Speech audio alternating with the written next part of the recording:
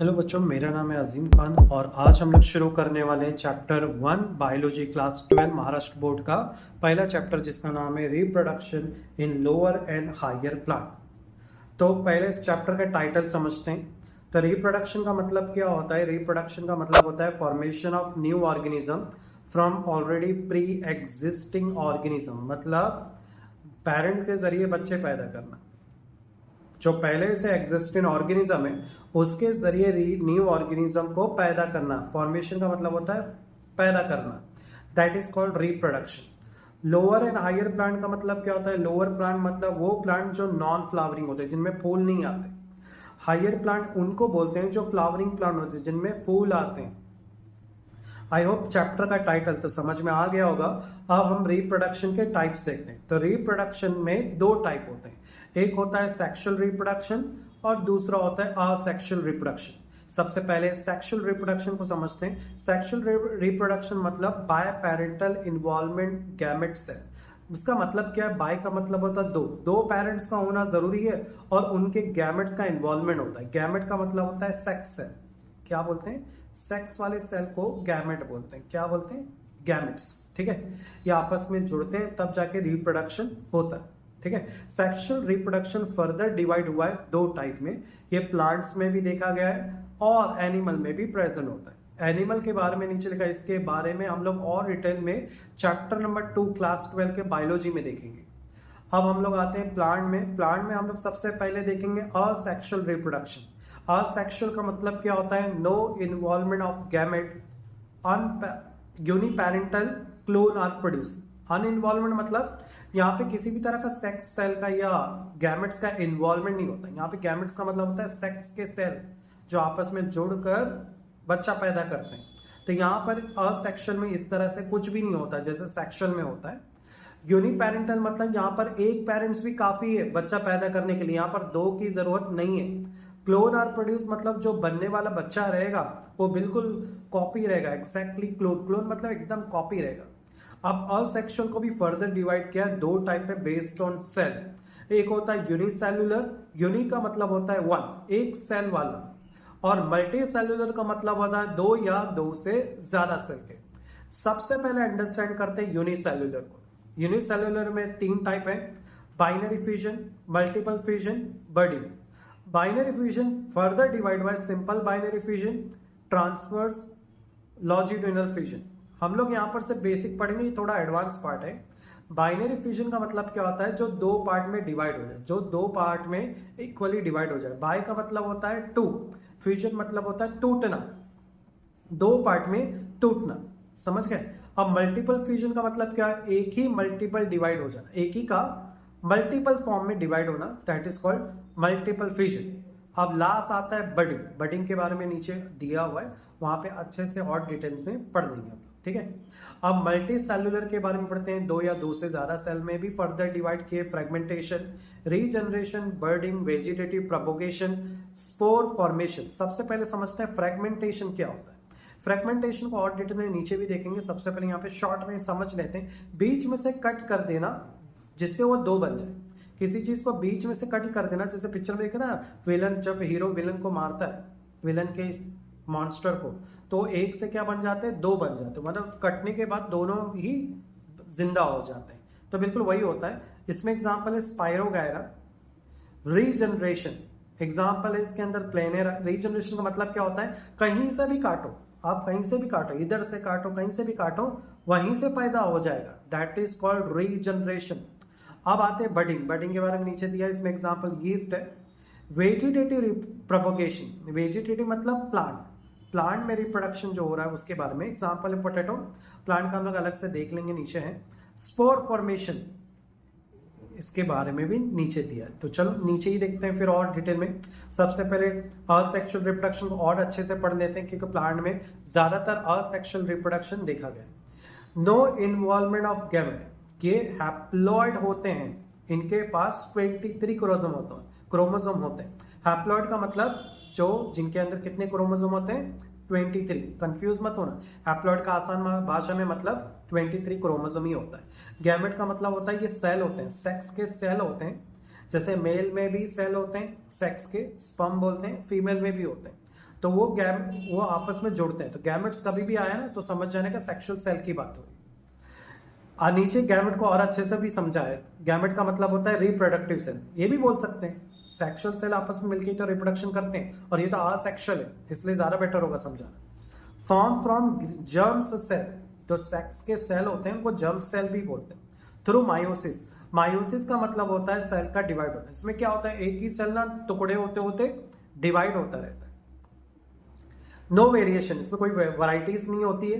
Clone are produce, इसमें जो बनने वाली ऑर्गेनिज्म है, जो पैदा होगा बच्चा, वो हूबहू कॉपी होगा अपने बाप का।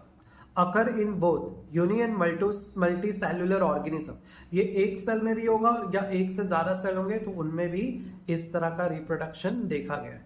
चलो और डिटेल में देखते हैं आ सेक्शन। फ्रेगमेंटेशन अकर इन मल्टी सेल्युलर लिविंग ऑर्गेनिज्म, देखो राइट में डायग्राम दिया हुआ है, एक ही स्पाइरो वगैरह दो फॉर्म में डिवाइड हो रहा है।